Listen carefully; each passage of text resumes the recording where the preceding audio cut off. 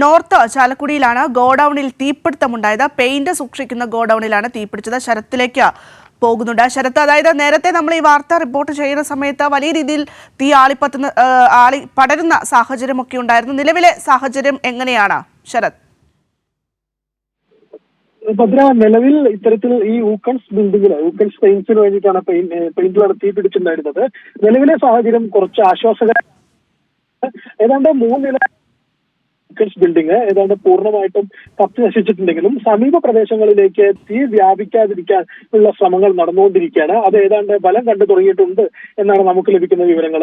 ഇതുമായി ബന്ധപ്പെട്ടുകൊണ്ട് ആദ്യഘട്ടത്തിൽ പുതുക്കാട് നിന്ന് ഫയർഫോഴ്സ് യൂണിറ്റ് എത്തിയാണ് ആദ്യം തീ അണയ്ക്കൽ തുടർന്നത്. മാളയിൽ നിന്നും അങ്കമാലിയിൽ നിന്നും കൂടുതൽ യൂണിറ്റുകൾ എത്തിക്കുമെന്നാണ് പറഞ്ഞിട്ടുള്ളത്.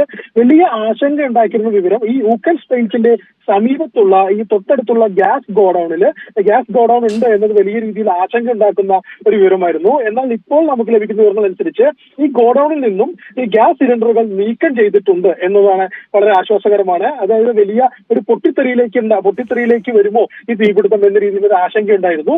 അതിന്റെ സാധ്യത നിലവിലില്ല എന്നാണ് നമുക്ക് മനസ്സിലാക്കാൻ കഴിയുന്നത്. മറ്റൊരു പ്രധാനപ്പെട്ട വിവരം എന്ന് പറയുന്നത് ഈ ബിൽഡിംഗ് ഈ യൂക്കൻസ് പെയിന്റ്സ് ഉള്ള 3 നില കെട്ടിടമാണ്. ഈ കെട്ടിടം പൂർണ്ണമായിട്ടും കത്തി നശിച്ചിട്ടുണ്ട്. സമീപ പ്രദേശങ്ങളിലേക്ക് അല്ലെങ്കിൽ സമീപ കെട്ടിടങ്ങളിലേക്ക് തീ പടരാതിരിക്കുന്നതിന് വേണ്ടിയിട്ടുള്ള നടത്തിയിട്ടുള്ള ശ്രമങ്ങൾ ബലം കണ്ടു തുടങ്ങിയിട്ടുണ്ട് എന്നാണ് നമുക്കിപ്പോൾ മനസ്സിലാക്കുന്നത്. ഭദ്ര. ശരി ശരത്.